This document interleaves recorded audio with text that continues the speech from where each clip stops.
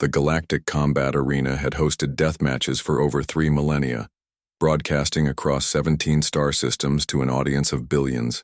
Never in its storied history had the Arena Council called an emergency session to ban an entire planet species, until today. Commander Zaxthul of the Vorthan Empire stood before the holographic replay, his 4 eyes narrowing as he watched the footage that had broken the arena's most fundamental rule: predators always win. "Replay segment 47B, he commanded, his mandibles clicking in frustration. The hologram shimmered, displaying the arena floor where Predator Lord Kethvar, a 12-foot-tall apex hunter from the Nexus Rim, faced off against what the humans had called Bandit, a common Earth raccoon weighing barely 20 pounds. The match had been intended as comic relief, a brief intermission before the main event. Earth had recently been contacted, and the Arena Council had agreed to test their species' combat potential. The humans, with typical irreverence, had submitted their most tactically advanced urban warrior. Nobody had expected it to be a trash panda. Kethvar possessed retractable claws that could slice through battle armor, enhanced reflexes that made him nearly untouchable, and a hunter's instinct honed across countless kills. His species had dominated the arena for 2 centuries, and he personally held 17 championship titles. Bandit had opposable thumbs and an attitude problem. The replay showed the opening moments, Kethvar circling his tiny opponent, treating the match as a formality.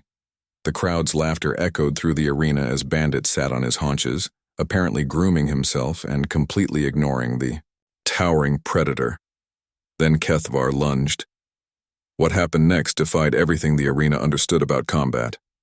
Bandit didn't dodge, he adapted. In one fluid motion, he scurried up Kethvar's arm, using the predator's own momentum against him. Before Kethvar could react, Bandit had somehow opened the environmental control panel on the predator's combat suit. "How did it access the suit's systems?" asked Counselor Vexinar, her crystalline form pulsing with confusion. "Its digits," Zaxthul replied grimly. "They're remarkably dexterous, but that's not the disturbing part." The replay continued, with Kethvar's suit malfunctioning, his enhanced reflexes slowed to normal speed. Bandit dropped to the arena floor and began investigating the various obstacles and tools scattered around the combat zone, standard equipment meant to provide cover and weapons for seasoned warriors.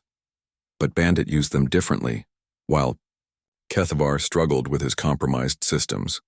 The raccoon fashioned a makeshift trap using a gravity net and a piece of arena debris. The human spectators in the stands had gone wild with excitement, shouting something about engineering and problem-solving skills. The trap shouldn't have worked. It was crude, improvised, and defied conventional combat doctrine. Yet when Kethvar finally regained control of his suit and charged, he ran straight into it. The momentum sent him crashing into the arena wall, his pride as wounded as his body. But the true horror came next. Bandit didn't finish off his opponent. Instead, he waddled over to Kethvar's weapon cache, opened it with disturbing ease, and began sorting through the contents like he was organizing a collection. He selected a stun baton, not to use as a weapon, but to poke curiously at Kethvar's armor, apparently fascinated by the technology. The crowd fell silent. This wasn't predator behavior. This wasn't even prey behavior.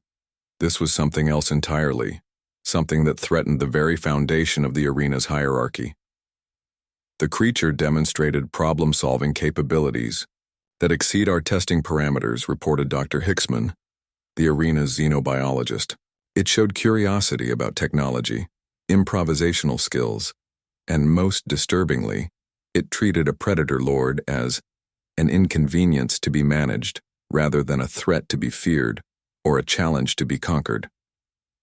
The final moments of the Yao match were the most unsettling.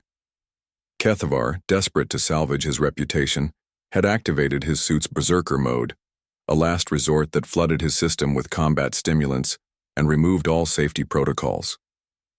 He became a whirlwind of claws and fangs, unstoppable and deadly.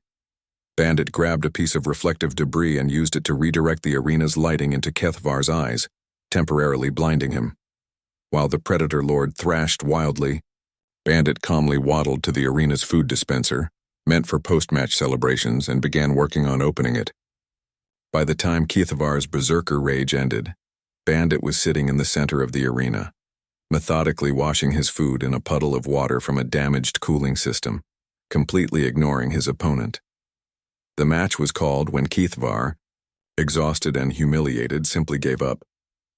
The implications are staggering, Zaxthul continued, addressing the emergency council session.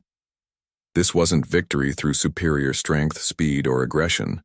This was victory through adaptation and problem-solving. The creature turned the entire arena into a tool. One specimen cannot represent an entire planet's threat level, argued Councillor Threshkan. We investigated further, Zaxthul replied, darkly. Earth species consistently demonstrate this pattern. They adapt their environment to suit their needs rather than adapting themselves to their environment. They use tools, modify tools, and create entirely new tools from available resources.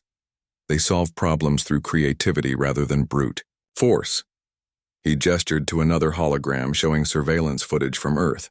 Crows that use traffic to crack nuts, dolphins that use sea sponges as tools, octopi that collect coconut shells for portable shelters, and humans, he shuddered. Humans who turn sand into computers and split atoms for energy. The council. Chamber fell silent. The arena has always operated on a simple principle, Zaxthul concluded. The strong defeat the weak. But Earth species operate on a different principle entirely.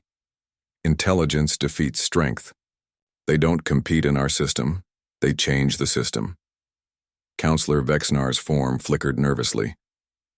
What do you recommend? Complete embargo, Zaxthul declared. No Earth species in the arena. Ever. We cannot risk another broadcast like this one. If the galaxy sees that a 20-pound mammal can outsmart a predator lord through sheer cleverness, what message does that send about the natural order? The vote was unanimous. Within a standard galactic day, all Earth species were permanently banned from the galactic combat arena. The official reason cited unfair tactical advantages, but the arena's governing council knew the truth. Earth didn't play by the rules of predator and prey. They played by their own rules, and that made them the most dangerous species the galaxy had ever encountered. The ban would remain in effect for the next 1,000 years, though by then humanity would have built their own arenas, with their own rules, where intelligence mattered more than instinct. And every match would feature a small memorial plaque dedicated to Bandit, the raccoon who broke the galaxy's understanding of what it meant to be Apex.